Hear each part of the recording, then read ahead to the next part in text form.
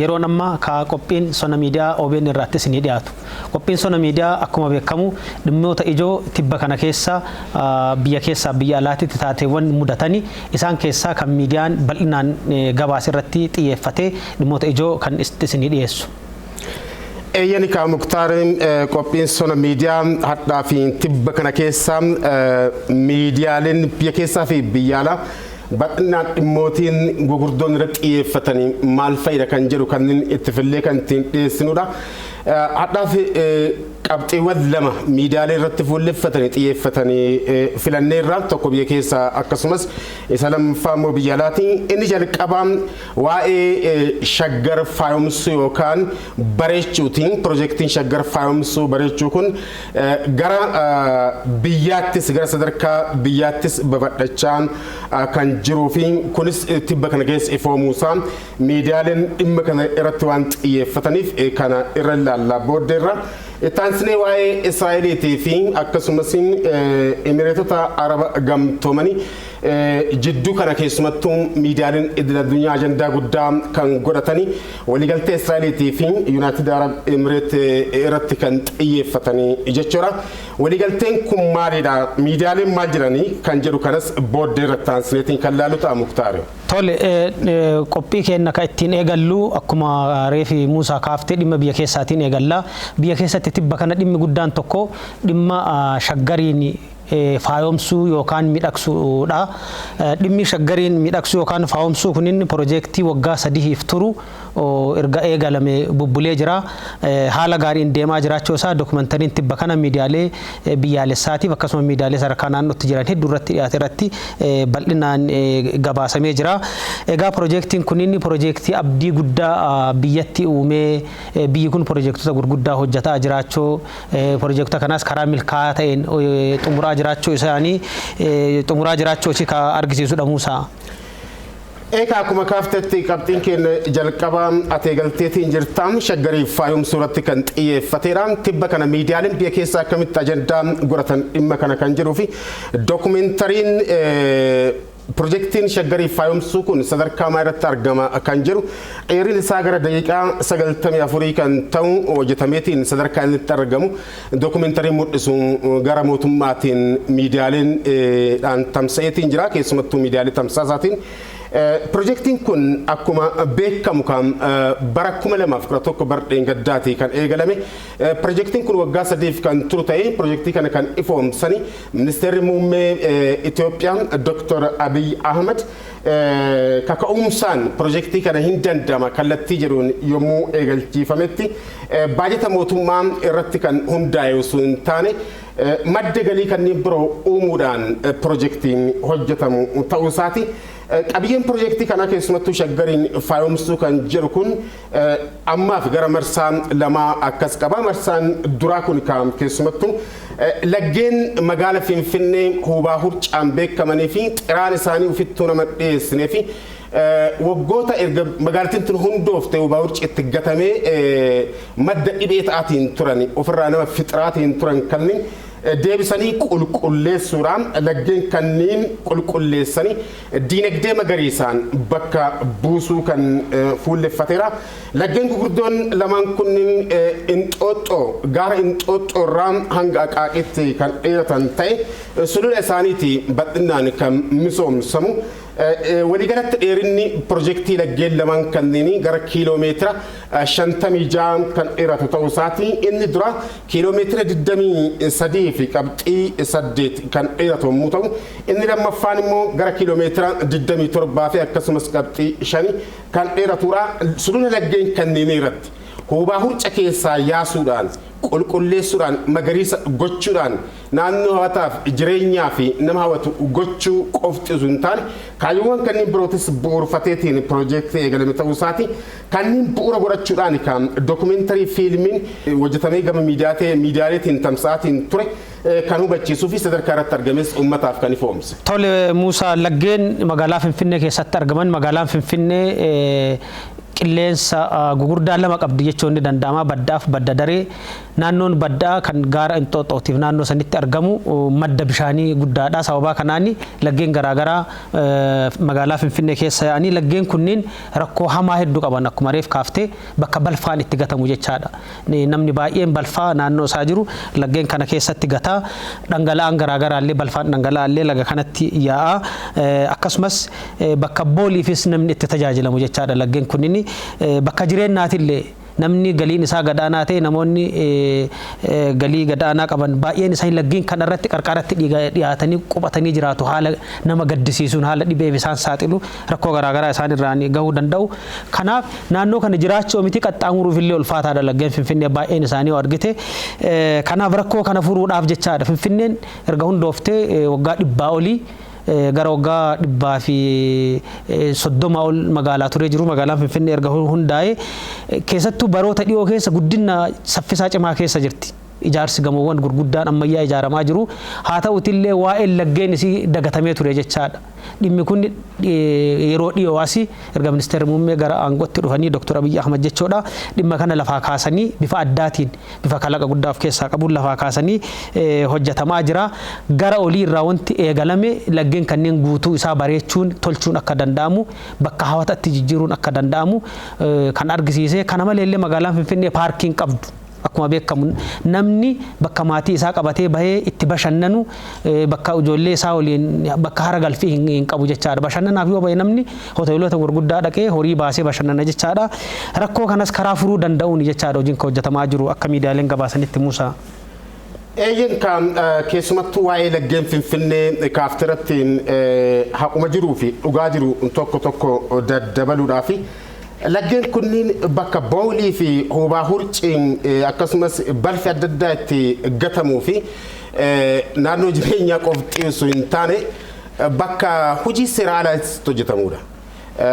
Finfinneen akkuma kaaftettiin erga hundoofte kaaftee laggeen kanneen keessatti magaalli umrii waggaa 100 tijaara tokko olii lakkoofsiifte. Kana keessatti laggeen kun da'oo bakka hojiin seeraan ala warshaaleen seeraan ala adda addaa itti dalagamanii jechaadha. Keessumattuu oomishaaleen adda addaa yeroo isaanitti darbe achitti modifaayit ta'u achitti haaromfamanii dhiyaachuudhaan deebi'anii hawaasaa fi bakka itti rabsamanii fi achi immoo hawaasa irratti rakkoo fayyaatiif kan itti saaxilaman jechaadha.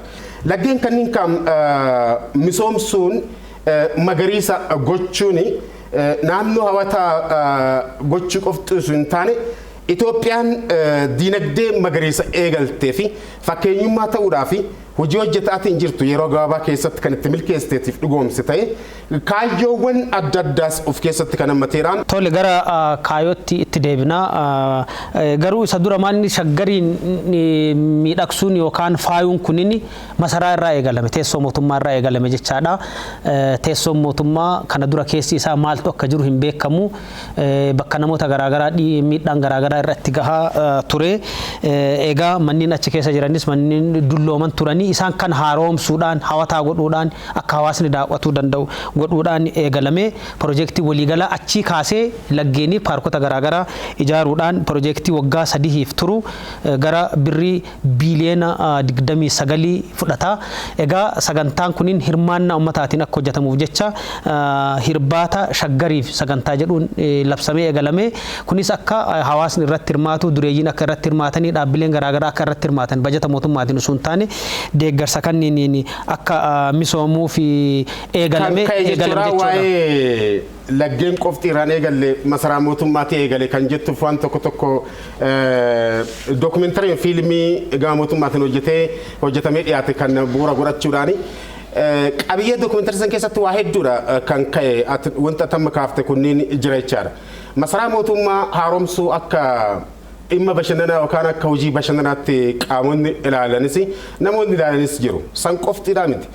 Jalqaba masaraa mootummaa kana keessatti wanti walitti qabamee erga biyyattiin tun jiddu galummaan buluu eegaltee maal ture kan jedhu kanas qulqulleessuuf keessaa kan gaafatu jechaadha. Itoophiyaa haaraa ijaaruu keessatti roga hundaan masaraa ummata biyya kana hundaa bakka bu'uu danda'u fi mul'isuu danda'u jalqaba masarama jiru kana kallattii kanaan haaromsuus of keessaa kan qabudha. Dookumentarii dhiyaate kana keessatti keessumattuu wanti ajaa'ibaa Muktaari waa'ee teekinooloojii haa ta'u, konkolaataa haa ta'u, teessoowwan adda addaa haa ta'u, meeshaalee tajaajila garaagaraa haa ta'u, wanta achi keessatti dookumentarii isaanii argeetiin jira, hordofee daawwadheetiin jira akka gaazexeessaa tokkotti jechuudha. Keessumattuu barcumni waggoota hedduun dura mootiin Jimmaa Abbaa Jifaar mootii Haile Sillaaseetii fi kennaniitiin turanii masaraa san keessa jiraachuu isaati. Haalli ittiin barcumni kun hojjetame adda ta'uu isaatii fi dizaayinii addaatiin kan hojjetame qofti osoo hin taane waggoota dheeraadhaan dura Jimmatti ogummaan akkanaa barame barcuma haga ammaatti ture kana haalli isaatu bareedni isaatu kan adda ta'e haala akkanaatiin hojjechuun isaa adda kan ta'e ta'uu isaatis ministeera muummee Itoophiyaa Dr. Abiy Ahmeditu ofumaa ibsaatiin waa'ee barcuma sanii haasa'aatiin turan. Inni kan biroo dookumentarii san keessatti nama ajaa'ibsiisu konkolaattota yeroo minilikiitii eegalee jechaadha achi keessatti tajaajila kennanii bakka adda addaatti darbaman akkuma hubaa hurcaatti achi furguggeffamaniitiin darban kanneen haaromsuudha. Haaromsuu qofti osoo hin taane haaromsitee yookaan deebitee oofuudhaaf miti. Jiddugala yookaan paarkii konkolaataa egzibishinii adda addaa mul'isuudhaaf haala ittiin toluun soneessanii sirneessanii haalli ittiin kunis tolfamaatiin jiraachuu isaati jechaadha. Inumaayyuu dhimma kanarratti yommuu ibsan konkolaataan yeroo sanitti hedduu gatiin isaanii gugurdaa ta'ee keessumattuu bara mootii Haile Sillaasee keessatti tajaajila kennaatiin turani wayitii ammaa kanatti osoo gurguramaniitiin illee birrii baay'ee baasuu danda'u. Galii baay'ee galchuu danda'u. Isaanirra konkolaataa kanneen gurguranii yookaan suphanii gurguruu irraa daawwannaadhaaf dhiyeessuudhaaf egzibishinii yookaan agarsiisaaf dhiyeessuudhaan madda galii hedduu jenereetii gochuun akka danda'amu maddisiisuun akka danda'amu ministeerri muummee dhimma kanarratti ibsaniiru. Tariitti dhimma dookumentarii irratti wanti hubatte kan biroo kan amma kaase kan alatti wanti hubatte kanneen biroo illee jiraat kaasuun dandeetta Muktaare. Tole egaa shaggar miidhagsuun shaggar haaromsuun shaggar akka maqaa isiitti shaggaa bareedduu akka taatu taasisuun kunniin akkuma amma reef kaaftee masaraa mootummaa irraa eegalee ergasii gara laggeen ammareef kaafneetti dhufee wanti guddaan kanaan booda jiru tokko paarkii Inxooxoo kan jedhamu kan gaara Inxooxoo irratti argamu paarkiin kunniin kana dura lafuma akkasitti bosona akkasumatti gatamee lafa taa'u ture naannoo kana keessatti amma bakka namni ara itti galfatu bakka namni itti dubbisu bakka namni itti boqonnaa fudhatu bakka namni itti uf dhagahu akka ta'u taasifamee jira bakka garmalee haawataa bakka maatii yoo dhaqe itti bashannanuu danda'u bakka namni dhuunfaa yoo dhaqe bifa garaagaraatiin yoo dhaqan itti bashannanuu danda'u akkuma dookumentarii san keessatti bal'inaan taa'e bakka sagantaaleen konsertiin gurguddaan waltajjiiwwan gurguddaan itti qophaa'uu danda'an kan nama kuma hedduu keessummeessuu danda'an akka ta'u ta'ee jira. Ta'uu isaati kana gara paarkii shaggariin faayomsuu yookaan piroojeektii shaggarii faayomsuutti itti deebina waa'ee kaayyootiif akkasumas qabiyyee isaa waliigalaatis hin kaafne miidiyaalee wabeeffachuudhaan jechuudha. Waa'ee misooma jidduudhaa ka'e handhuura magaalattii irraa ka'e masaraa mootummaa qulqulleessuu irraa ka'e kanarratti waan tokko dabaluudhaaf muuxannoon biyyoota birootis wanti ibsu waan baay'eetu jira. Chaayinaan qabdi biyyoonni Awurooppaa adda addaa qaba. Mootiiwwan isaanii durii kunniin masaraa itti tajaajilamaatiin turani wayitii amma kanatti jiddugala yookaan bakka adda addaan geessanii jechaadha. Hawwata turizimii haala ittiin taasisantu jira jechuudha. Keessumattuu Chaayinaan wanta kana badhaa qabaachuus odeeffannoon miidiyaalee weebsaayitii irraa arganne inni hubachiisu.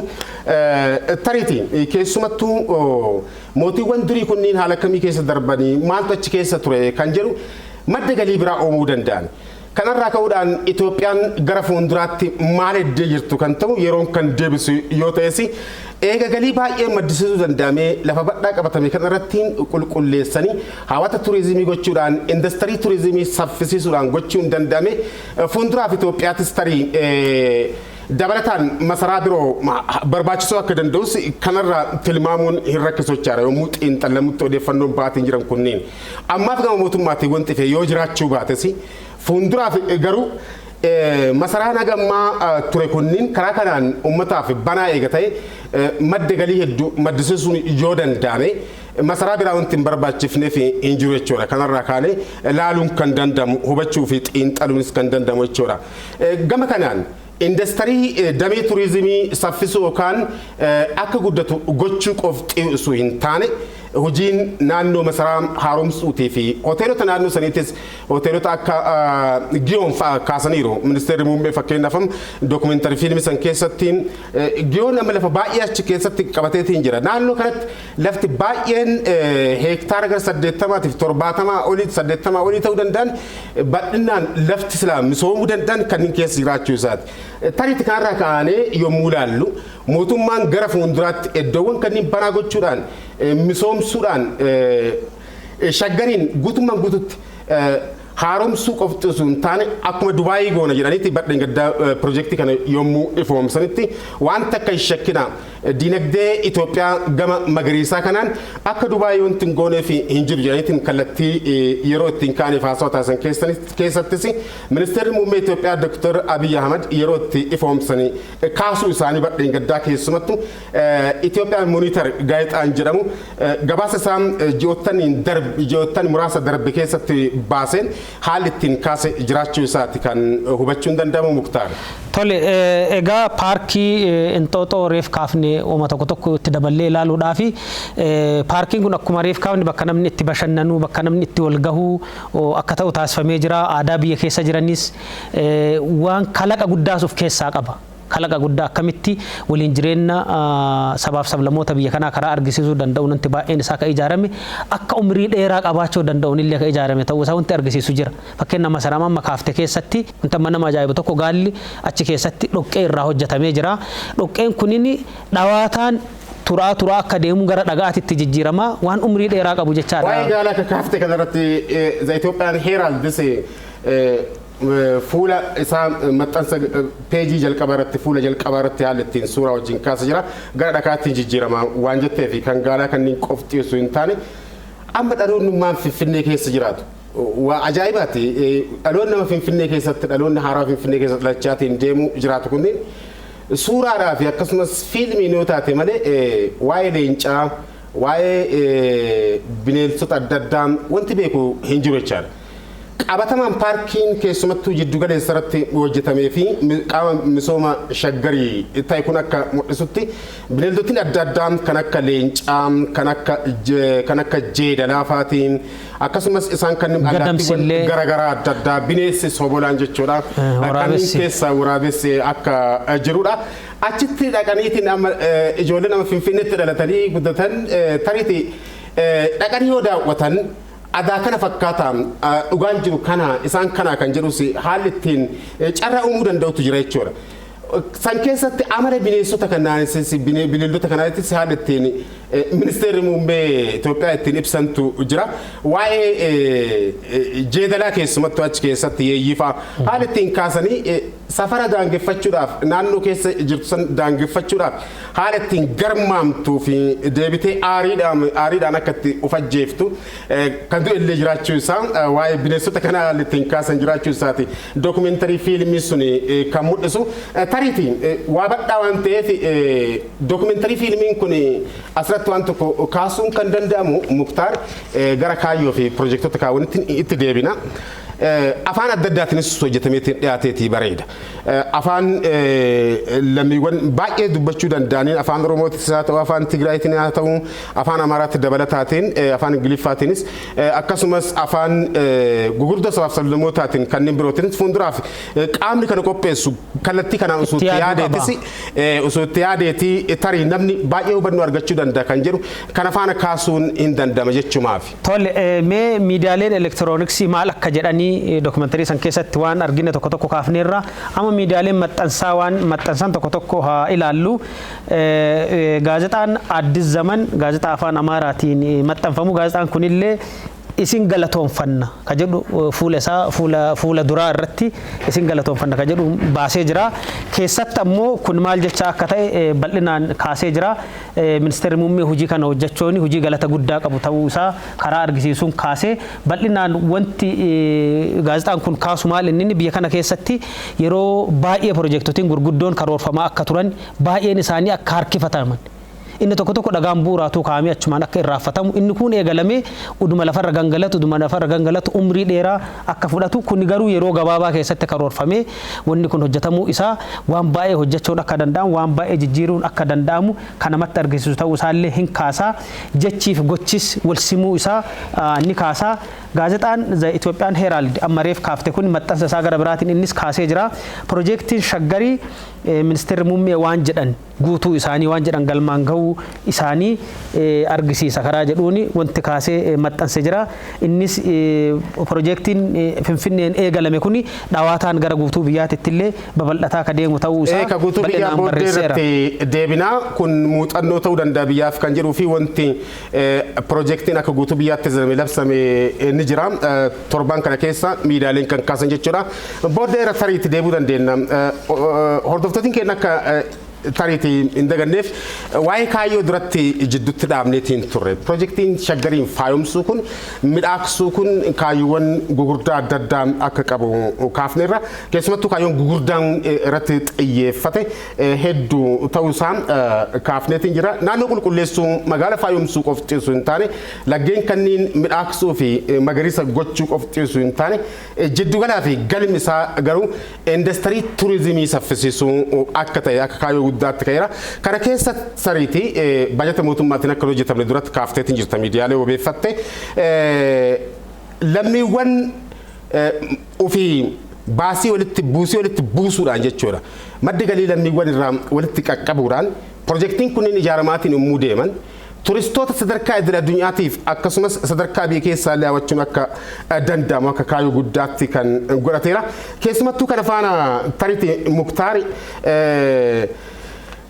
biyyootiin keessumattuu World Economic Forum waa'ee industirii turizimiitiin biyyoota yommuu dorgomsiisu ulaagaa adda addaa kaa'a. Ulaagaan inni kaa'u tokko keessaa bakka turistoonni daawwachuu danda'an qabdii biyyi sun hammam qabdi turistootaaf hammam mijattuudha bu'uuraaleen misoomaa jiru hammam qabdi maaltu daawwatama maaltu turistoota naannoo san dhaqanii fi tajaajila kennuu danda'a kan jedhu akka ulaagaa guddaatti ilaala jechaadha. Keessumattuu World Economic Forumiin kallattii kanaan biyyoota yommuu wal dorgomsiisutti kanarraa ka'uudhaan Itoophiyaan duraan wanti turistoota addunyaatiif itti mul'iftu yookaan garuma kaaba Itoophiyaa kanaan yookaan garuma kaaba Itoophiyaa qofti hin taane akkasumas naannuma dirree kanaa Hussein ta'uu Soofumaraa ta'uu siidaa Aksuumaa ta'uu Gondariin haa ta'uu masaraa Gondarii haa ta'uu kanneen qoftiidha yookaan kan mul'ifamaatiin ture jechaadha gara kibbaa kanattis darbee yeroo dhiyoos kan jiru jechaadha kunniin qoftiin gaaraa miti Finfinnuma keessattuu osoo achi fagaatin bakka turistoonni itti dhufanii sadarkaa idil addunyaatiin biyyattiin galiitti argachuu danda'an uumuun akka danda'amu piroojeektii nama barsiisu ta'uu isaati kana keessumattuu ulaagaa World Economic Forumiin dinagdee addunyaa biyyoota dorgomsiisu gama turizimiitiin dorgomsiisu kana biyyattiin guutuudhaaf akka dandeettu haala kan mijeessu ta'uu isaati piroojeektiin kun kana faana kaasuun yoo barbaachise jechaadha Muktaar kana gaazexaan Addis Zaman inumaayyuu dhaabbilee adda addaa turizimii faana hojjetan piroojeektii shaggar kana haala ittiin mootummaan daawwachiisa jira jechaadha dhaabbileen kunniin namoota turistoota adda addaa dhaabbilee eejensii adda addaa hooggananidha maaltu godhamuu qaba kun maalidhaa fi kun advokeessi gochuudha beeksisuudha jechaadha turistoota akka fidan gochuun waan tokko hojjettee kaa'uu qoftiidha miti gurgurachuus qabda hoo dhaabbileen kunniin hubatanii ofii beekanii deebi'anii addunyaatti beeksisanii achi deebi'anii wanta akkanaa qabdi Itoophiyaan koottaatti daawwadhaa yoo hin jenne piroojeektii ijaaruu qoftiin gaaraa miti jechaadha hojiin akkanaa kun ammallee fuulduraaf cimee itti fufuu akka qabuudha gaazexaan Addis Zaman keessumattuu maxxansa guyyootii afuriitiin dura baaseen akka hubachiisetti Muktaar. Tole egaa akkuma jette turizimii cimsuu keessa gahee guddaa qaba. Amma masarama mootummaa kana dura haarawamee banaa ta'e yoo fudhanne namoonni kumaatamaan lakkaa'aman guyyaa tokko keessa daawwataa akka turani kanarraallee galiin olaanaa argamaa akka ture wanti ka'ee jira dookumentarii san keessatti illee kana malees iddoowwanuma amma laggeen Finfinnee misoomsuu fi paarkii Inxooxoo gara olii jiru kan xumurame kanas yoo ilaalle ammumaayyuu namoonni hedduu gurmaa'aniis ta'ee dhuunfaadhaan dhaqanii ilaaluu jalqabuu isaas miidiyaaleen tibba kana bal'inaan gabaasaa jiranii kun dhawaataan indaastirii turizimii kanallee akka guddisu argisiisa. Kana malee carraa hojii uumuu keessatti illee piroojeektiin kun gahee olaanaa qaba. Masaraa mootummaa gaafa haaromsa isaa keessatti namni 2,000 olii carraa hojii akka argate akkasumas piroojeektii amma deemaa jiru kana keessatti illee namni 4,000 olii carraa hojii argachuu isaa carraa hojii uumuullee akka of keessaa qabu argisiisa. Magaalaan Finfinnee bakka namni itti gammadee keessa jiraatu bakka jireenyaaf mijooftu ta'uu isiillee akka argisiisu. Kana malees piroojeektii gurguddaallee yeroo gabaabaa keessatti xumuruun akka danda'amu. Hoggansi waan tokko deeggaree hordofee hoggansa sirrii ta'e yookiin akka ministeerri muummee piroojeektii kana itti hordofaniif itti hoggananiin karaa kanaan yoo itti deemamee jedhee waan biyya kana jijjiiraa hedduu hojjechuun ni danda'ama. Yeroo gabaabaa keessa biyya kana jijjiiruu ni danda'ama waan jedhu ka argisiisu jechuun ni danda'ama Muusaa. Eeyyeen kanarratti hooma tokko dabaluudhaaf tariiti wanta amma piroojeektii marsaa jalqabaa kanarratti piroojeektiin kun dhaabbata ijaarsaa fi koominikeeshinii Chaayinaatiin sadarkaa tokkoffaatiin isaa kan hojii ijaarsaa irratti hojjechaatiin jiru wal ta'uudhaan dhaabbilee ijaarsaa biyya keessaa kanneen birootis irraa muuxannoo argachaatiin deemanii teekinooloojiis tiraansfer gochuu teekinooloojii wal jijjiiruudhaaf muuxannoo irraa horachaatiin haala ittiin deeman jira jechaadha. Dhaabbata kana ijaaraatiin kan jiru tariitii marsama jalqabaa keessattuu piroojeektii feez 1 shaggariin faayomsoo kan marsaa duraa jedhamu kanarrattu namootiin gara 3,800 olii carraa hojii akka uumee fi kan hubachuun danda'amu miidiyaalee irraa odeeffannoo arganne ka hubachiisu. Tariitti piroojeektiin kun yommuu xumurametti guutummaan guututti yommuu xumuramee guutummaan guututti uummataaf yommuu banaa ta'utti jechaadha. Carraa hojii gara namoota 5,000 oliitiif uumuu akka danda'usi haalli odeeffannoo miidiyaaleen ittiin kaasan jira. Keessumattuu miidiyaaleen weebsaayitii kallattii kanaan haalli ittiin kaasan jiraachuu isaati jechuudha. Kanarraa maaltu baratamaa muuxannoon fudhatamuu fi naannoleen maal gochuu qaban kan jedhusi muuxannoo guddaa akka biyyaatti horatameera. Dhimma kana ilaalchisuudhaan gaazexaan Addis Zaman maxxansa isaa tibbanaatiin wanti kaase naannoleen piroojeektii shaggar irraa jechuudha. Piroojeektii shaggaritti amma milkaa'aatiin yeroo gabaabaa keessatti milkaa'e kanarraa muuxannoo guddaan horachuu akka danda'an barreeffama jedhu haala ittiin dhiyeessee jira jechuudha. Kanuma faana ka piroojeektii misooma shaggariin faayomsuu kana faana wal qabatee jechuudha. Muuxannoo irraa argameen gara sadarkaa biyyaattis babal'ifamaatiin jiraachuu isaatii fi kana faanas mootummaan akkasumas irbaata biyyaaf kan dura shaggariif jedhu jecha kama badheen gaddaa irbaata shaggariif kan jedhudha piroojeektiin hedame baran immoo irbaata biyyaaf kan jedhu gara biyyaatti haalli ittiin babal'atee jira jechuudha. Maalidha irbaata biyyaaf kan jedhu kun gara naannolee sadii akkasumas ifoomaniiru kana faana jechaadha. Bakki sadiis addaan baafameera. Piroojeektii bakka sadiitti addaan baafame kunniin iddoowwan sadiin kanneen hordoftoota keenyaaf dhiyeessuudhaaf naannoo Oromiyaatti hora wanciiti. Hora wanciin beektan shawaa kibba lixaatiif shawaa lixaa jidduutti hora argamudha. Uumamaan faayomaa fi akkasumas hedduu miira namaa kan gammachiisudha. Kanarratti misooma muraasa wayii dabaluudhaan jechaadha. Turistoota baay'ee achitti horachuuf hawachuun akka danda'amu kan ittiin hedamedha. Naannoo Amaaraa irraa immoo Gorgoraa bakka jedhamudha. Horuma Xaanaa Qarretti kan argamuu fi godina naannoo sanii jidduutti Baardaariif akkasumas Gondariin gara duubaatiin kan walitti fidu ta'uu isaati. Gorgoraan kun naannoo kibbaatti inumaayyuu turistootaaf hedduu mijaa'aa ta'uu kan danda'u akkuma wanciitti hedduu kan nama hawwatu Koonshaa bakka jedhamutti hora jedhamu irratti misoomsuudhaaf kan hedamee fi kanas ministeerri muummee Itoophiyaa Dr. Abiy Ahmed ifoomsaniiru. Kaabinee isaanii walitti qabuudhaaf qaama dhimmi ilaalatu wajjin mariitti bakka kana taasisanii ifoomsaniiru. Piroojeektii kana milkeessuun ni danda'ama. Eega shaggariin yeroo gabaabaa keessatti milkeessine naannolee irrattis piroojeektii akkanaa yoo uumne bocneetiin yoo karoorsneetiin dhiyeessine yeroo gabaabaa keessatti biyya kana jijjiiruun danda'ama jiraniitiin marii ta'an irratti haalli ittiin ifoomsan jira jechuudha. Egaa hordoftoota keenya kun qophii sana miidiyaaleetii OBN irraa isinii tamsa'aa jira. Egaa biyya keessa dhimmi filannee ilaalaa jirru dhimma shaggariin miidhagsuuti. Dhimmi shaggariin miidhagsuu kun dhawaataan gara dhimma biyya miidhagsuutti ce'aa jiraachuu isaa bal'inaan ilaallee jirra. Egaa dhimmi kun dhimma itti fufiinsaan hojjetamaa jiru, dhimma deemaa jiru waan ta'eef yeroo biraas itti deebinee bal'inaan kan ilaallu ta'a. Amma gara yeroo qabnu duukaa gara dhimma biyya alaa keessaa filannetti ceenaa. Jidduu kana dhimmoota addunyaa irratti bal'inaan deemaa turan keessaa dhimmi guddaan tokko Israa'el biyya Arabaa takka keessaa biyya gamtaa Emireetota Arabaa yookaan UAE biyya jedhamtu waliin walitti dhufeenya dippiloomasii hin qabdu. Biyyi lachuu erga uumamanii walitti dhufeenya dippiloomasii hundeessanii hin jiranii. Walitti dhufeenya dippiloomasii kana hundeessuu fi xumura irra gahuu isaanii pirezidantiin Ameerikaa Doonaald J. Tiraamp gabaasanii jiru miidiyaatti gadi bahanii dhimma kanas jara biyyoota kanneen lama walitti fiduuf kan hojjetaa ture isaan ta'ullee ibsanii jiranii. Muusaa dhimmi guddaan miidiyaalee addunyaa irratti deemaa jiru. Dhimmi guddaan miidiyaaleen addunyaa wal harkaa fuudhanii tibba kan ajandaa guddaa godhatan tokko waa'ee waliigaltee dippiloomaasiin Israa'elii fi Emireetota Araba gamtoomanii jidduutti taasifameera. Jaarsummaa Ameerikaatiin waliigalteen dippiloomaasii kun kan milkaa'e pirezidaantiin Ameerikaa Doonaald Tiraamp wayitii amma kana duula filannootiin cinqii guddaa keessa jiru bakka adda addaatti jechaadhaan dimokiraatota irraa falmii guddatu isaan mudachaatiin jira.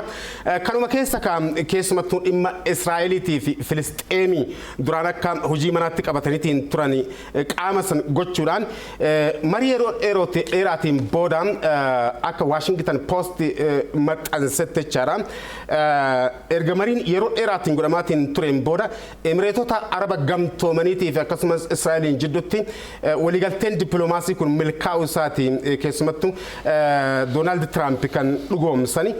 Israa'el akka biyyaatti jalqaba kan bilisummaa isii labsatte akka lakkoofsa Awurooppaanotaatti bara 1948 keessa achiin booda biyyoota Arabaa wajjin waliigaltee cimaa uumteerti sadarkaa guddaatti ceeteerti haalli jedhu hin jiru miidiyaaleen akka gabaasanitti.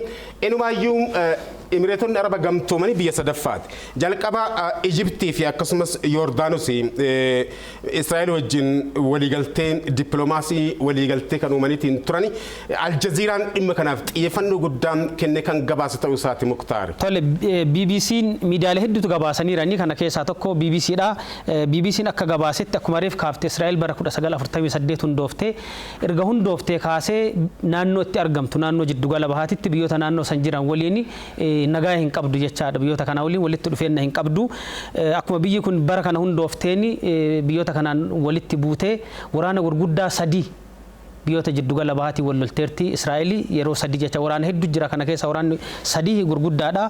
Keessattuu waraanni bara 1967 akka lakkoofsa Awurooppaatitti Israa'el biyyoota ollaatii wal lolte kan biyyoota ollaa isaanii itti mo'atte seenaa keessa bakka guddaa qaba. Waraana kanaan lafa Arabootaa keessattuu Paalestiinotaa lafa guddaa qabattee jirti.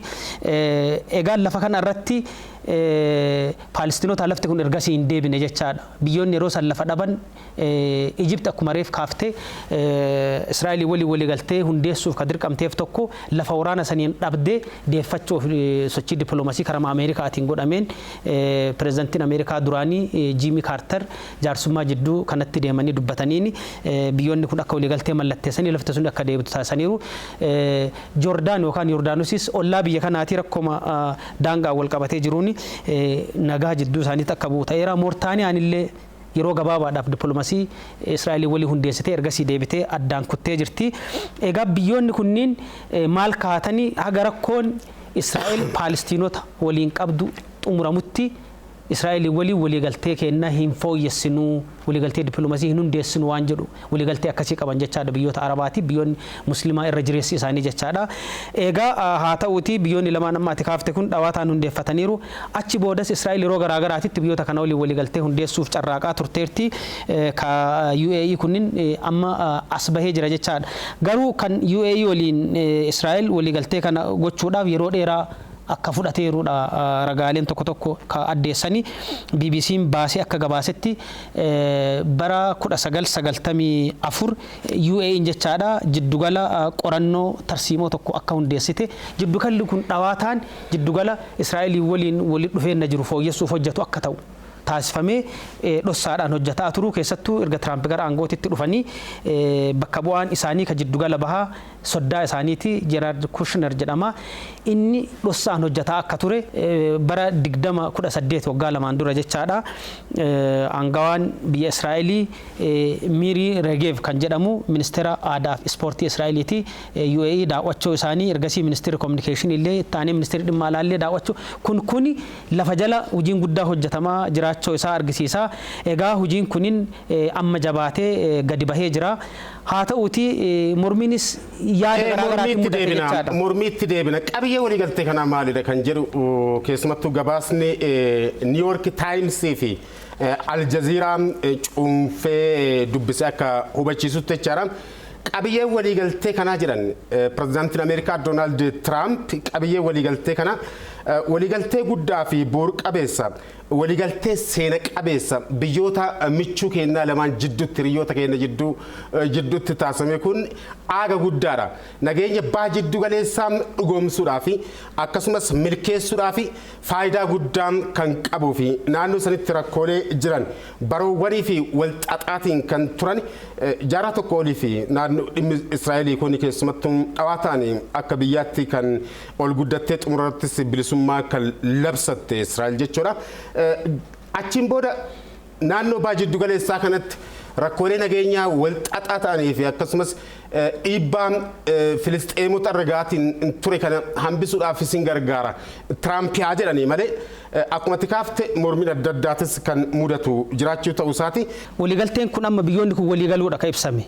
Pirezidaantiin Ameerikaa Doonaald Tiraamp kan ibsan akkasumas UAE'nis karaa mootii isiitiin mirkaneessiteerti Israa'elis karaa ministeera muummee isiitiin mirkaneessiteerti walii galamee jira haa ta'uuti torbaanota itti aanan keessatti waliigalteen kun mallattaa'ee biyyoonni kun walitti dhufeenya dippiloomasii karaa ifa ta'een akka eegalan ka'ee jira. Egaa jecha biyyoonni adda addaa walitti dhufeenya kana karaa garaagaraatiin ilaalanii jiran jechaadha. Abbaan dhimmaa walitti dhufeenya jiddugala bahaatitti taasifamuu ka ta'e tokko uummata Paalestaayiniiti. Paalestinoonni maal jedhan waan jedhurraa yoo ilaalle mootummaan Paalestaayin yookaan immoo bulchiinsi Paalestaayini UAE'n Al-Quds yookaan Jerusalem kan jedhamu akkasumas masgiida Al-Aqsaa fi uummata Paalestaayinii gantee jirti. Warra jara kanatti nu gurgurattee jirti karaa jedhuun kaasanii Hamaas ammoo UAE'n duubaan nu waraantee waan jedhu kaasanii jiranii akkasumas kan biyyoota garaagaraa irraa waan jiru ilaalle Joordaanii marii nagaa jiddu galeessa bahaa mirkaneessuudhaan waliigalteen kun gahee guddaa akka qabu yoo Israa'el rakkoolee bara 1966 bara 1967 mudatan kana furuudhaaf laffiin yeroo san qabatte gadhiisuudhaaf yoo kamari attoota utaate tarkaanfii cimaadha waan jedhu kaasaniiranii Ijipti illee waliigalteen kunini lafti Paalestaayinii akka hin qaban waliigaltee kana keessatti dhimmi guddaan ka'aa jiru tokko UAE'n kan kaasaa jirtu keessattuu Israa'el lafoota Paalestaayinii bara 1967 qabatte kana Yahudoota itti qubsiisaa jirti. Jiddugaloota qubannaa ijaaraa jirti. Jiddugaloota kana keessatti haga ammaatitti namni 600 ta'u qubatee jira. Laffiin kun lafa Paalestaayinii keessa jiranii lafti kun lafa Israa'eliitiin waliin akka wal qunnamu lafa Israa'elii qaama Israa'elii akka ta'u murtii kana murteessuudhaaf itti adeemaa jiran amma ministeera muummee Israa'elii. Egaa kana kunin dhaabataa murtii kana hin tursinaa waan jedhu gara Israa'eliitiin wanni ibsame kana dhaabsisuudhaaf gahee guddaa qaba waan jedhu Ijipti kaaftee jirti. Haa ta'u malee Israa'el kallattii kanaan akkasumas biyyoonni kanneen biroollee haa jiranii malee piroojektonni Israa'el jalqabde akkuma itti fufanitti jiru. Minjaala irratti deebanii kan ta'anii miti kan jiranii gara Israa'eliitiin miidiyaaleen Israa'elii kaasaatiin jiraachuu isaati jechuudha. Akkuma tamma kaafte West Bank keessatti tullubbeewwan Golan keessatti akkasumas lafa baay'eedha Israa'el qabatteetiin kan turte qabiyyee Filisxeemotaa kan ta'e jechuudha. Lafa kanneen Israa'eliin deebifte moo maal gooti kan jedhu jaarsummaadhaan biyyoota kana walitti fiduudhaaf yaalaatiin kan turanii fi dhimma baajata galeessaa erga pirezidaantummaadhaan aangoo qabatanii White House seenaniin boodasi tattaafachaatiin kan jiranii fi ammas kan itti fufaniitiin jiru pirezidaantiin Ameerikaa Doonaald Tiraamp maal gooti kan jedhu karoora isaanii keessatti wanti ibsine akka hin jirredha miidiyaaleen kan kaasan jechuudha. Israa'el deebifteetiin Filisxeemii qabiyya kana kenniti immoo maal gooti kan jedhudha. Tole egaa pirezidaantiin Ameerikaa Tiraamp bara dheengaddaa rakkoo jiddugala bahaa kana furuudhaaf karoora addaa akka qaban karoora guddaa akka qaban ibsanii jiru. Karoora isaanii kanaani Yerusaalemiin kun bakka lamatti ilaalama. Garri lixaa kan mootummaa Israa'eliiti gara bahaa Filisxeemonni fuula duraaf gaafa mootummaa hundeeffannu teessoon keenya achi ta'a jedhanii ibsatanii. Egaa Ameerikaan karoorri nagahaa kan Tiraamp kaasan kun maal jedha? Yerusaalem uduu hin qoodamne kan Israa'elii taati waan jedhu kaasanii haa ta'uuti qarqaruma bahaattitti baha Yerusaalemii kanatti mootummaan Palestaayinii fuula duraaf hundaa'u magaalaa mataa isaa qarqara sanitti akka hundeeffachuu akka danda'u kaasa. Egaa warra gara biraa yaadota gara biraallee daballee yoo ilaalle amma Iraan dogoggora guddaa karaa jedhuun ibsite waliigaltee kana kan mirga Palestiinota dabarsee kenne karaa jedhuun ibsitee jirti. Israa'eloonnis akkamitti ilaalan waan jedhu ilaaluun barbaachisaadha. Qubattoonni Israa'elii kan lafa Palestaayinii keessatti qubatanii kunniin Netanyahuun nu ganee nu sobee karaa jedhuun kaasanii jiru. Maaliif lafti kun qaama Palestaayiniiti. Israa'el gara kutaa ofiitti dabalattee akka biyya isiitti akka ilaalamu gochuu barbaaddi annexation jedhama. Egaa kun haa turu ka jedhudha waliigaltee kanaan ka jedhu. Ministeerri muummee Israa'elii waliigaltee kanaan booda wanni ibsan maal inni hin tursinaa yeroodhaaf akka turu murteessineerra waan jedhu kana ibsa waliigalteen amma UAE fi Israa'elii kuni.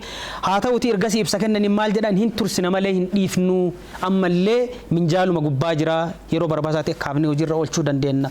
Haalli jedhan jira jechaadhaan kana faana keessumattuu Turkillee waan jette qabdi gara ministeera dhimma alaa isiitiin jechaadhaan kana Aljaziiratu gabaase dhimma Filisxeemii osoo guduunfaa ittiin godhin osoo fala ittiin godhin tariitii Emireetonni Araba gamtoomanii yoo jechaadhaan maaliidhaaf jarjarteen gara waliigaltee dippiloomaasii Doonaald Tiraamp qopheessanitti fullaate kan jedhus haalli ittiin bifa mormiitiin ejjennoo Turkii ibsan jechaadhaan maaliidhaa waliigalaan ejjennoon Turkii yommuu xiinxallamutti jechaadhaan miidiyaaleen kan gabaasanii dhimmi Filisxeemii waggoota dheeraadhaaf ture jechaadhaan fala argachuu qabaadha.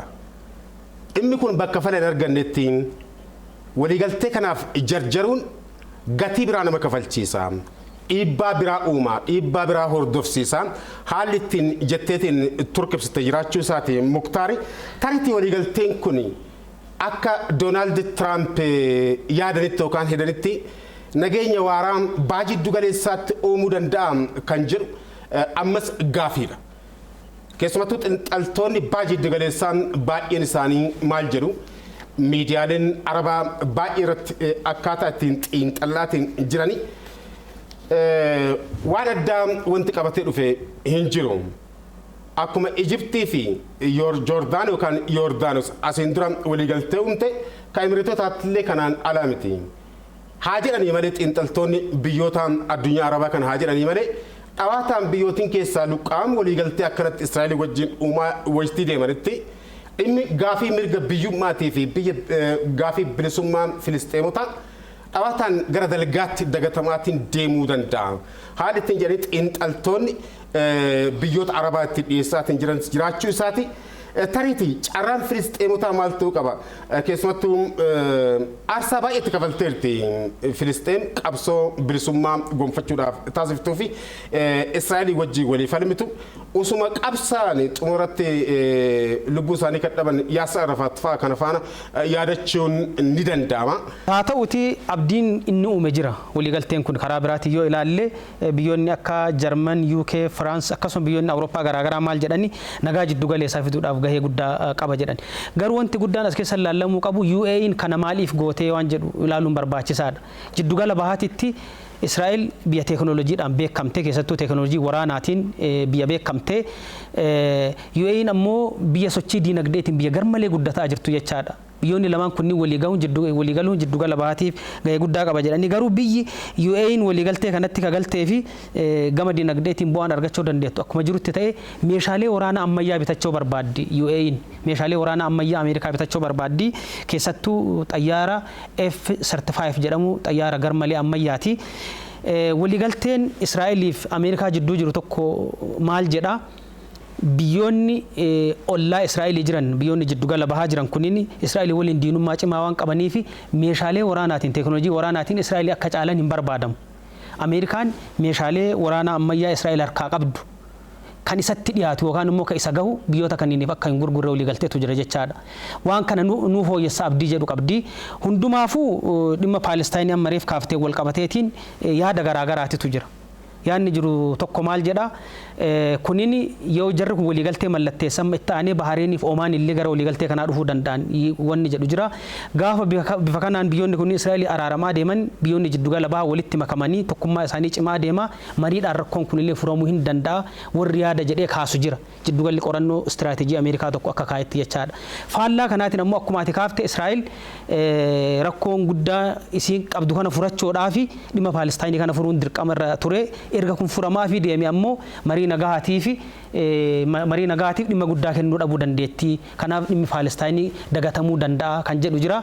Mootummaan Paalestaayinii illee jiddugalli kun akka jedhutti waliigaltee nagaas itti dhiisee mootummaa isaa kanayyuu dissolve godhee jechaadha.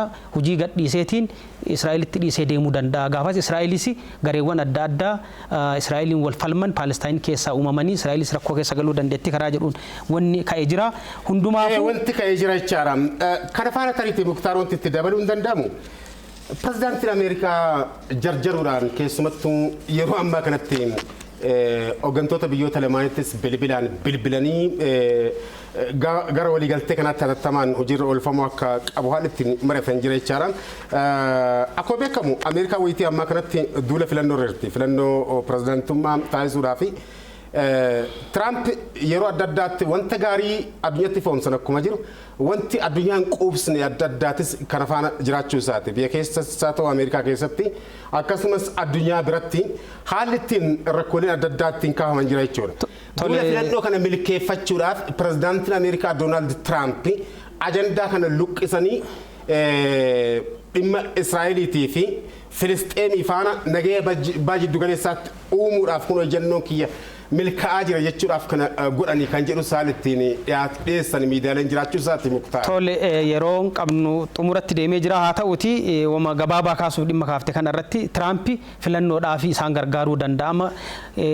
Dhukkuba koronaa kanaan wal qabatee wanti hojjetaa jiran uummata bira fudhatama guddaa argatee jiru komituu irra jira rakkoo san irraa furuudhaaf hin gargaara wanni jedhu jira. Netanyahuun illee mootummaa hundeessuudhaaf yeroo sadii filannoo godhanii roogama tokko keessatti amma gara arfaffaatti deemuu danda'a wanni jedhamu jira. Isaanis rakkoo siyaasaa kana irraa furuu danda'a haga tokko wanni jedhu karaa kana wanti ilaalamu jira. Hundumaafuu rakkoon kunin fuula duratti maal ta'uu akka danda'u karaa mareef kaafni kanaan ilaaluun ni danda'ama. Fuula duraaf waliigalteenis ni mallattaa'a. Wanti bal'inaan gaafasis ilaalaa deemnu ni jiraata. Egaa hordoftoota OBN qophii sona miidiyaatiin wanti addaaf qabannee dhiyaannee dhimmootuma ammaa isinii dhiyeessaa turre torban itti aanu ammoo dhimmoota gara biraa gurguddoo biyya keessaa biyya alaa qabannee isinii dhiyaanna. Qophii kana qopheessinee ka dhiyeessine ani Muktaar Huseen. Anis Muusaa Huseeniiti. Egaa torban haga walitti deebinutti nagaan nuuf turaa isiniin jenna.